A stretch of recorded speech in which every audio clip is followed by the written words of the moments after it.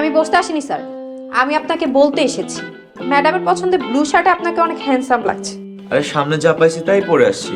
তাছাড়া ভালো মন্দ যে কিছু পরবো সেটা সুযোগটাই তো আপনি দিলেন না। আপনি আগে আগে হুড়মুড় করে ঘর থেকে বের হয়ে গেলেন। ফাজলামো করছেন স্যার? এই পেপার ওয়েট দিয়ে আপনার দাঁতগুলো ভেঙে দিব। আপনি কিছু মনে করবেন না স্যার। আপনি উত্তেজিত হয়ে যাচ্ছেন কেন শায়লা?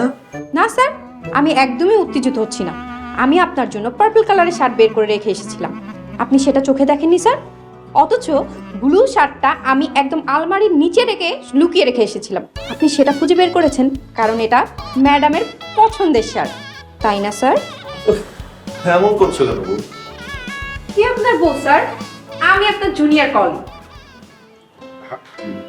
স্যার, আপনাকে লায়লা ম্যাডাম স্মরণ করছে। লায়লা ম্যাডাম স্মরণ করছে? আচ্ছা। এক্সকিউজ মি ম্যাডাম, আপনাকে চা দেবো এক কাপ? চা আপনার মাথায় ঢালুন। মাথায় ঢালবো? আর ঠান্ডা চা ঢালবো না গরম চা ঢালবো?